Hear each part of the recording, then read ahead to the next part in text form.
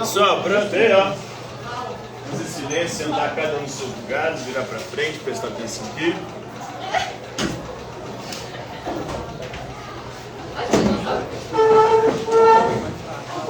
Compradura? Pronto aí? Não terminei não. Então, a partir de hoje, nós entramos no segundo bimestre em desenvolvimento econômico e vamos falar sobre a era da razão na economia. Mais precisamente do período histórico que vai de 1770 a 1820, ou seja, os séculos 18 e 19. O século 18 é conhecido como o século das luzes. Por quê?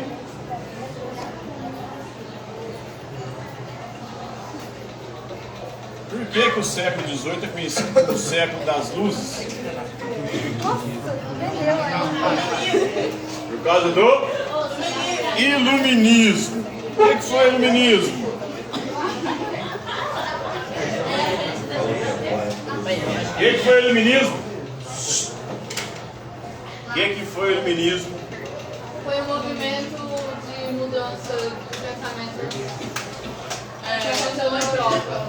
Foi um movimento cultural do século XVIII que acreditava que uma luz deve guiar a humanidade. Que luz é essa? A luz da razão. O iluminismo aqui se colocava contra o quê? O iluminismo era um protestantismo,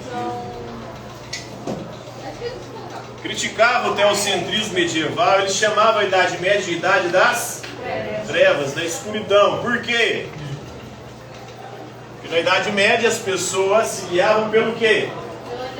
Pela fé, pela religião e não pela razão. Então, o pensamento iluminista ele vai ser fundamental para o desenvolvimento das ciências. Em especial aqui a ciência que nós estamos tratando, que é a ciência da economia. Então, no século XVIII, nós vamos ter vários pensadores neste campo, defendendo principalmente a liberdade econômica. O que significa essa liberdade econômica? Exatamente. A não intervenção do Estado na economia. Então, em 1766 d.C., nós temos na França Henri-Robert Jacques Turgot. Ele defende a isenção de impostos para o comércio e para a indústria. Ou seja, segundo Turgot, as atividades produtivas de um país, elas devem ter isenção de impostos. Para quê? Para que assim ela se torne mais competitiva. Vocês concordam? Deveria se cobrar menos impostos? Nós tivemos uma treta aí recente, né? Agora com o governo Lula. A taxação de impostos sobre o quê? As compras online, da Shein, da Shopee, né? A galera ficou puta, principalmente a galera mais pobre, né?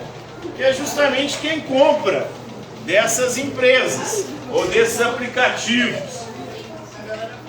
Então,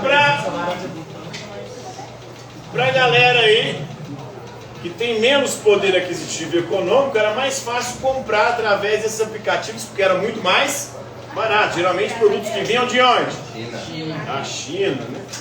E quem são os principais concorrentes brasileiros dessas empresas aí?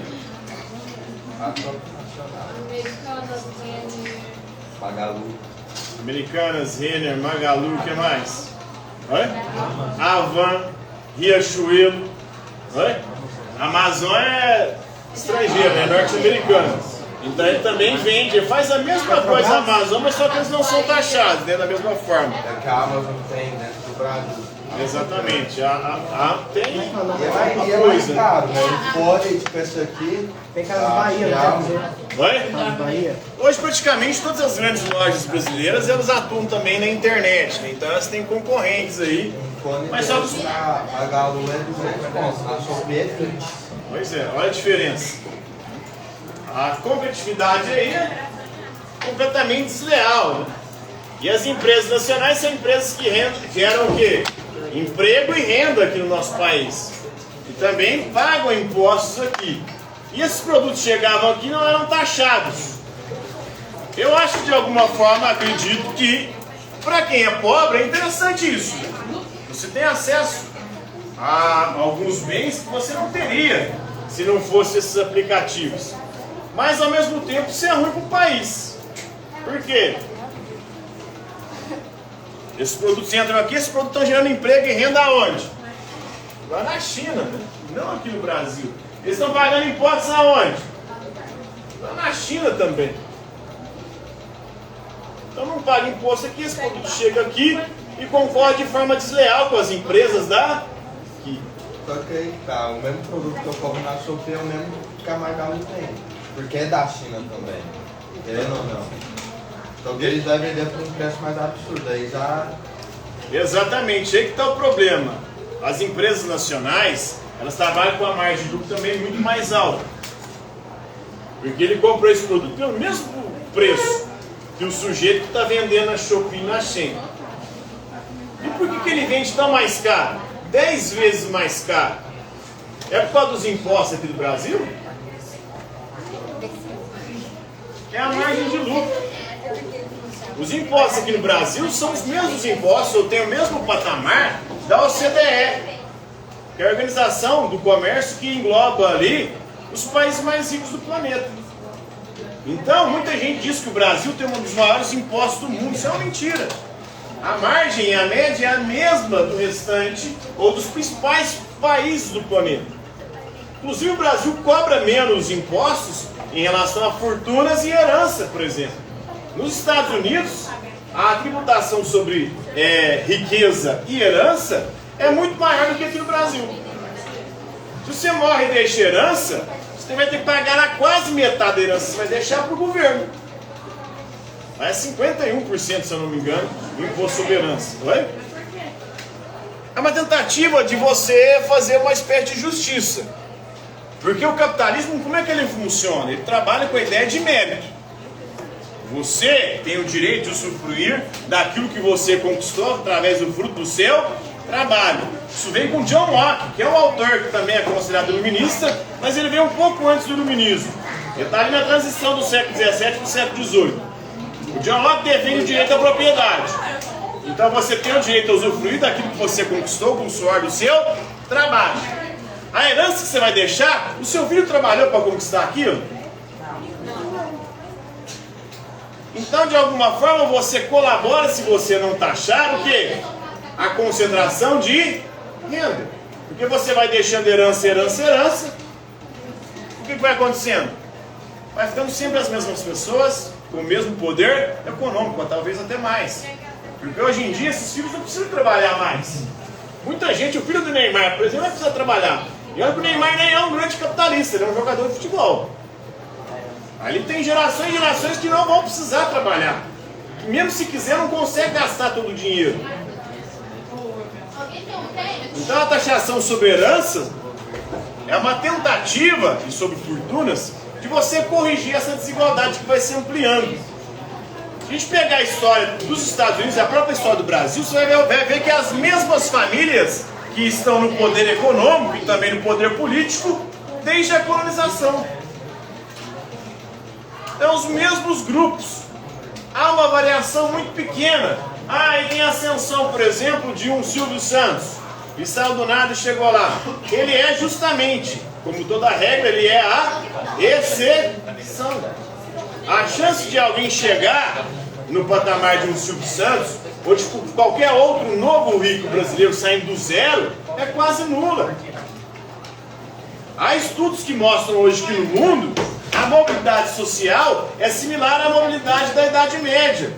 E o capitalismo sempre se vendeu como se fosse o sistema econômico da mobilidade social. Porque nos regimes anteriores, na sociedade estamental da Idade Média, praticamente não havia mobilidade social. Se você nascesse camponês, você ia morrer camponês. A única chance de você ascender sendo camponês era se você virasse parte do clero. Aí você subia no estamento. Mas mesmo assim você faria parte do baixo clero, que é o clero inferior ali. O alto clero, que chega a bispo, cardeal, a papa, esse era só quem tinha dinheiro. Só quem tinha poder econômico. E dinheiro na Idade Média não era dinheiro, mas era terras, né? Era poder econômico, era quem tinha terra. Nas sociedades de caças das Índias, também também não havia mobilidade social. Aí o capitalismo ele se vende como o sistema econômico da mobilidade social. Mas há estudos que mostram que a mobilidade social no capitalismo está similar às sociedades estamentais da Idade Média. Então não há isso que eles vendem. Eles pregam uma coisa, mas na prática acontece... Não. Os pensadores desse contexto aqui serão quase todos eles liberais, vão defender a isenção de impostos para o comércio e para a indústria, mas ele defende aqui o Turgot na França, não em relação a produtos estrangeiros. Para quê? Para que os produtos franceses possam competir de forma, de alguma forma, competente no mercado internacional. Depois, em 1770, o David Hume denuncia o protecionismo comercial. O que é protecionismo comercial? O que é protecionismo comercial, gente?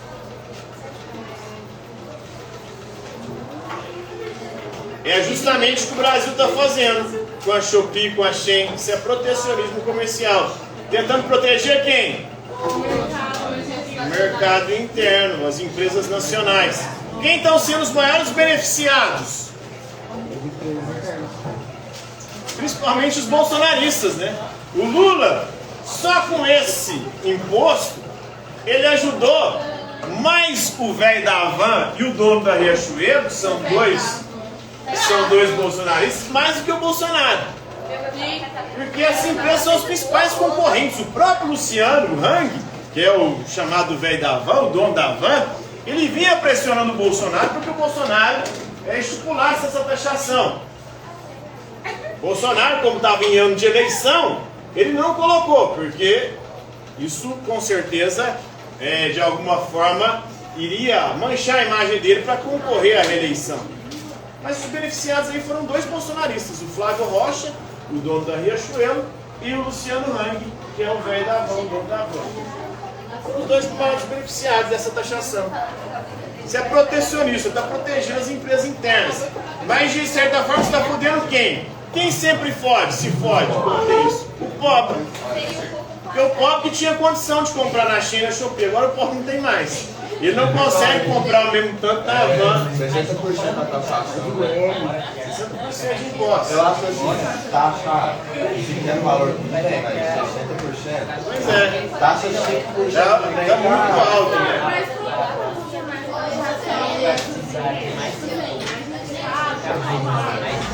Vai ser 60% do valor do produto. Se o produto custa R$100, vai pagar 160.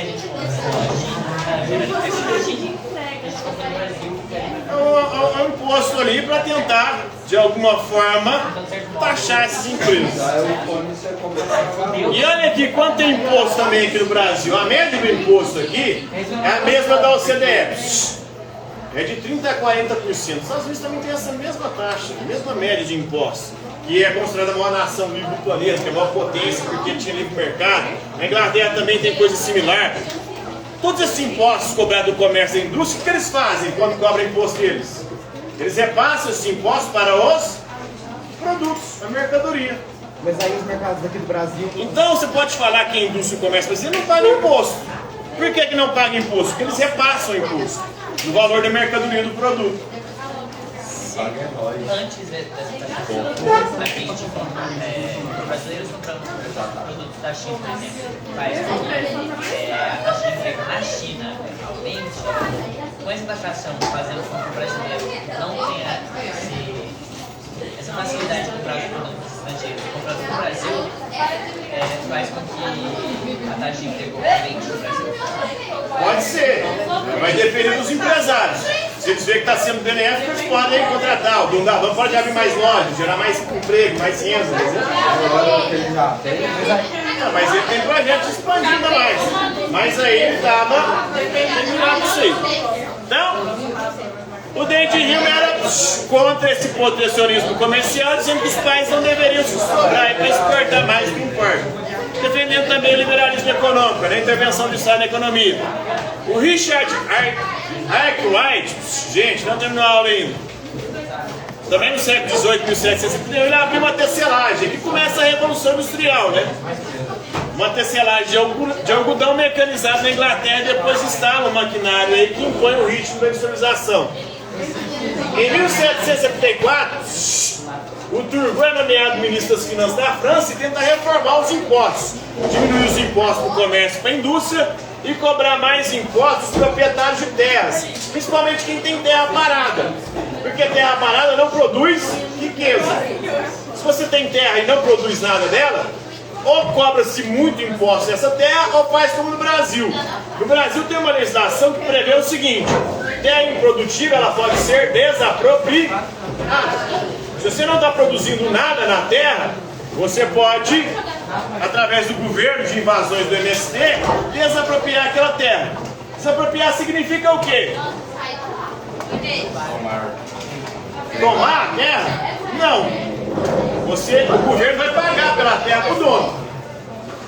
E depois, essa terra vai ser destinada à reforma agrária, vai ser distribuída sem terras. Então o cara não sai de mãos abanando, ele vai perder a terra, mas por desapropriação, ele vai ser reembolsado. E se você for olhar, a maior parte das terras no Brasil não tem título de propriedade regularizada. A maior parte das terras no Brasil são fruto de grilagem. Você sabe o que é grilagem? Falsificação de documentos. Grilagem por quê? Antigamente eles pegavam papel, falsificavam que era o dono da terra, cercava ela, colocava numa caixa com grilo. Os grilos cagavam no papel, ficava parecendo que o papel era velho. E aí isso é grilagem. A maior parte das terras do Brasil é assim. O Centro-Oeste e o Norte, que estão sendo colonizados pela galera do Sul, que subiu, os gaúchos, paranaenses, catarinenses, eles subiram ali, tomaram conta da serra do Centro-Oeste e também do Norte, e vem avançando sobre a Amazônia.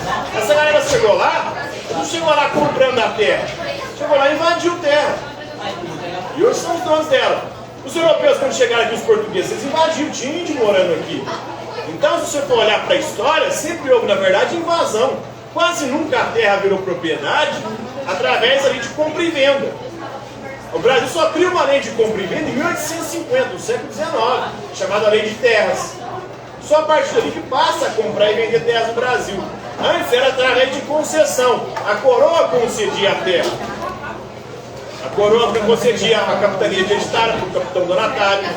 Depois o capitão donatário podia conceder sesmarias, que era pedaço de terra para alguém morar e colonizar. Então, se você for olhar para a história da fundiária do nosso país, não houve compra e venda de terra, quase nunca. E as mesmas famílias são as donas das terras até hoje. Famílias que invadiram em algum momento. Então, você fala de sem terra, mas o processo fundiário no Brasil foi de invasão. Não foi de sem terra, não sei. Obrigada pela